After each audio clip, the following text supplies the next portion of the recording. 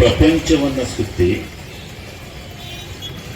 ಎಲ್ಲ ದೇಶದ ವಾತಾವರಣ, ಸಂದಿಗ್ಧತೆ ಮತ್ತು ಅಲ್ಲಿರ್ತಕ್ಕಂಥ ಆಡಳಿತದ ವ್ಯವಸ್ಥೆ ಎಲ್ಲವನ್ನ ಅಧ್ಯಯನ ಮಾಡಿ ಅವರು ಕೊನೆಗೆ ಬಂದಿದ್ದು ಸರ್ವರಿಗೆ ಸಮಪಾಲು, ಸರ್ವರಿಗೆ ಸಮಬಾಳು ಅಂತಕ್ಕಂಥ ಸಿದ್ಧಾಂತವನ್ನು ತರಬೇಕು, ಸಮಾನ ಹಕ್ಕನ್ನು ಕೊಡಬೇಕು ಅಂತಕ್ಕಂಥದ್ದನ್ನು, ರಾಜಕೀಯ ಕ್ಷೇತ್ರದಲ್ಲಿ ಸಮಾನ ಹಕ್ಕನ್ನು ಕೊಡಬೇಕು.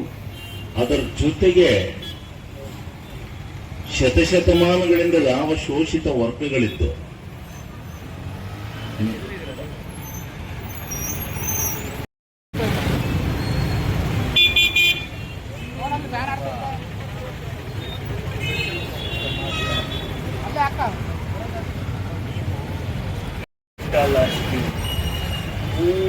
ಪೂಜೆ ನಿಂತಬೇಕು.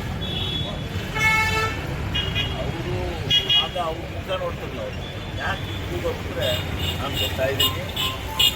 ನೀವು ನಮ್ಮ ಮುಖ ಹೋಗುವಾಗ ಕೂತ್ಕೊಂಡು ಆಗ ನಿಮ್ಮ ಮುಖ ನೋಡಿ ಯುಗಾಂತರದಲ್ಲಿ ಇರ್ತೀವಿ.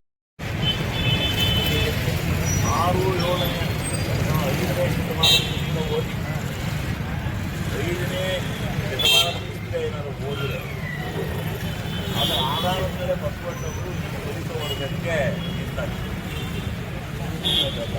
ಅವರು ದಲಿತ ಅದೆಲ್ಲ ಏನು ಮಾಡಿದಿರಿ, ಅದನ್ನು ಓದೋ ಅಂಥವ್ರು ತಿಳ್ಕೊಳ್ಳೋ ಅಂಥವ್ರು ಕಡಿಮೆ ಆಗ್ಬಿಟ್ಟೆ. ನಾವು ಓದ್ಬಿಟ್ಟಿದ್ದೀವಿ, ಅದು ನಮಗೆ ಆಗ್ತಾಯಿದೆ. ನಾವು ಓದ್ಬಿಟ್ಟು ತಪ್ಪು ಮಾಡಿದೆವು ಅನಿಸುತ್ತೆ.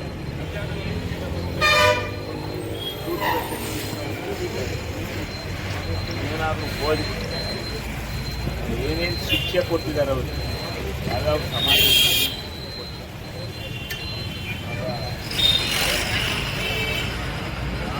ಬುದ್ಧಿ ಬಂದವನ SSLC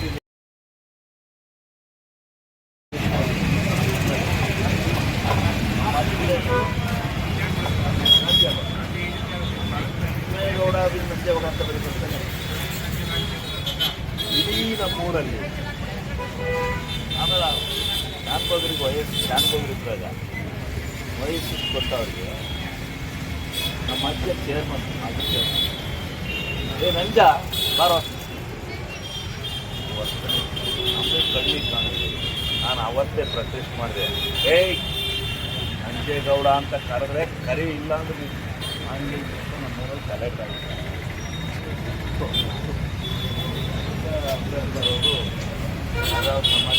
ಕರೀತಾರೆ. ಹಂಗೆ ಇವತ್ತು ಅಂಬೇಡ್ಕರ್ ಅವರು ಈಗಿನ ಸ್ಥಿತಿಗೆ ಈಗೆಲ್ಲ ಹೊಡೆದಾಡ್ತಾ ಇದ್ದಾರಲ್ಲ, 35 ವರ್ಷಕ್ಕೊಮ್ಮೆನೇ ಆಡಳಿತ ಆಡಿದ ಅವನು ಸುಟ್ಟ ಹಾಕಿ ಅಲ್ಲಿ ಒಂಥರ ಅಮೇರಿಕಾದಲ್ಲೂ ಪ್ರಜಾಪ್ರಭುತ್ವ ಅಂತ ಐತೆ. ನಮ್ಮ ಪ್ರಜಾಪ್ರಭುತ್ವ ಅಂತ ಸಾರ್ವಭೌಮ ಅಲ್ಲ. ಯಾವ ಪ್ರಜೆ ಬೇಕಾದ್ರೂ ನಾನು ಏನಾದ್ರು ಮಾಡಿದ್ರು ಇದು ಮಾಡ್ಬೋದು. ಧಿಕ್ಕರಿಸಿ ಕೇಳ್ತಕ್ಕಂಥ ಅಧಿಕಾರ ಅಲ್ಲೆಲ್ಲ ಇಲ್ಲ. ಅಲ್ಲೆಲ್ಲ ಮೊನ್ನೆ ಕಾಣ್ರ ಟ್ರಂಪ್ ಮೇಲೆ ಗಲಾಟೆ ಮಾಡಿ ಎಲ್ಲರನ್ನೂ ಒಡೆದು ಒಳಿಕ್ ಹಾಕ್ಯಾನೆ. ಹಂಗೆ ಯಾರೂ ಮಾತಾಡಂಗಿಲ್ಲ. ಅಲ್ಲೂ ಹಂಗೆ ಇಕ್ಕಟ್ಟಿದೆ, ಮುಗ್ಗಟ್ಟಿದೆ. ನಮ್ಮ ದೇಶಕ್ಕೆ ಎಲ್ಲ ದೇಶದ ಮಾದರಿಗಳನ್ನು ಅಳವಡಿಸಿ ಅಂಬೇಡ್ಕರ್ ಬರೆದೋಗಿರ್ತಕ್ಕಂಥದ್ದನ್ನ ಬ್ರಿಟಿಷ್ನರೇ ಒಪ್ಕೊಂಡಿದಾರಲ್ರಿ. ಅವ್ರು ಬಹಳ ಬುದ್ಧಿವಂತರು, 200 ವರ್ಷ ನಮ್ಮನ್ನು ಆಳಿದರು. ಅವರೇ ಇಡೀ ಪ್ರಪಂಚದಲ್ಲಿ ಯಾರೂ ರಚನೆ ಮಾಡ್ಲಿಕ್ಕಾಗದಂಥ ಸಂವಿಧಾನನ ಅಂಬೇಡ್ಕರ್ ಅವರು ಬರೆದಿದ್ದಾರೆ ಅಂತ ಹೇಳೋಗಿದ್ದಾರೆ. ಅವರೇ ಹೇಳಿದ್ದಾರೆ. ಅವರು ಇವತ್ತು ಪಾಲನೆ ಮಾಡ್ತಾ ಇದ್ದಾರೆ. ನಮ್ಮ 12ನೇ ಶತಮಾನದ ಬಸವಣ್ಣವರ ಒಂದು ಸ್ಟ್ಯಾಚ್ಯೂನ ಪಾರ್ಲಿಮೆಂಟ್ ಮುಂದೆ ಹಾಕೊಂಡಿದ್ದಾರೆ. ಇವರು ಆದರ್ಶ, ಬಸವಣ್ಣವರ ಆದರ್ಶ ಅಂತೇಳಿ ಹಾಕಿದ್ದಾರೆ. ಅದರಿಂದ ಒಳ್ಳೆ ಕೆಲಸ ಆಗುತ್ತೆ. ಅದರಿಂದ ನೀವೆಲ್ಲ ಈ ಒಂದು ಕಾರ್ಯಕ್ರಮದಲ್ಲಿ ಭಾಗವಹಿಸಿ ಇಂಥದ್ದನ್ನು ಮಾಡಬೇಕು. ನೀವು ಹೇಳ್ದಂಗೆ ಏನೋ ಇದಾಗಿ ಮುಂದೂಡಿ ಸ್ವಲ್ಪ ಮಾತಾಡೋದು ಬೇಡ, ಬಹಿರಂಗ ಒಪ್ಕೊಂಡು ಇದು ಮಾಡ್ತಾ ಇದ್ದೀರಿ.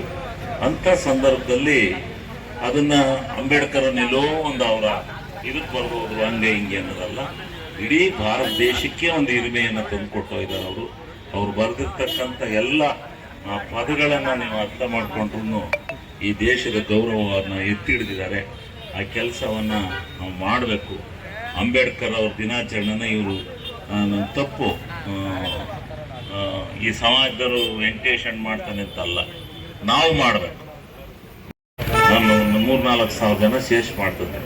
ಸರ್ ಏನೋ ಇದು ಯಾವುದೋ ಒಂದು ವಿಚಾರವನ್ನು ಕರೆದು ಒಂದು ದಿನಾಂಕವನ್ನು ನಿಗದಿಪಡಿಸಿ ಒಂದು ಜಯಂತ್ಯೋತ್ಸವವನ್ನು ಮಾಡ್ತೀವಿ ಅಂತಕ್ಕಂಥ ಮಾತನ್ನು ಈ ಸಂದರ್ಭದಲ್ಲಿ ಹೇಳಿ ಅವತ್ತು ಬಹಳವಾಗಿ ಮಾತನಾಡೋಣ ಅಂತಕ್ಕಂಥದ್ದನ್ನು ಹೇಳಿ ಈ ಕಾರ್ಯಕ್ರಮವನ್ನು ಆಯೋಜನೆ ಮಾಡಿರ್ತಕ್ಕಂಥ ಪ್ರತಿ ವರ್ಷದಂತೆ ಈ ವರ್ಷನೂ ನೀವು ಮಾಡಿದ್ದೀರಿ.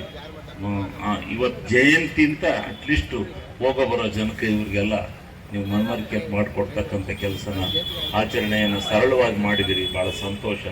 ನಡೆಸ್ಕೊಂಡು ಹೋಗಿ ಅಂತಕ್ಕಂಥ ಮಾತನ್ನು ಹೇಳಿ ತಮ್ಮೆಲ್ಲರಿಗೆ ವಂದಿಸಿ ನನ್ನ ಮಾತನ್ನು ಮುಗಿಸ್ತೇನೆ. ಕೆ ಎಂ ಶಿವಲಿಂಗೇಗೌಡ ಸಾಹೇಬರಿಗೆ ಧನ್ಯವಾದಗಳು. ಈಗ ಎಲ್ಲರಿಗೂ ಉಪಹಾರದ ವ್ಯವಸ್ಥೆ ಇರುತ್ತೆ.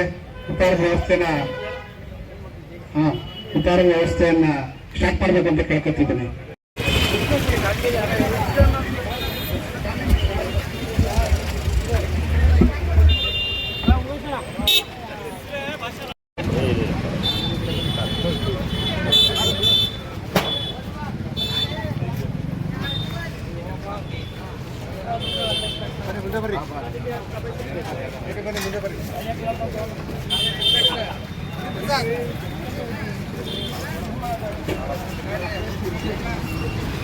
ಸರ್ ನಮಸ್ತೆ.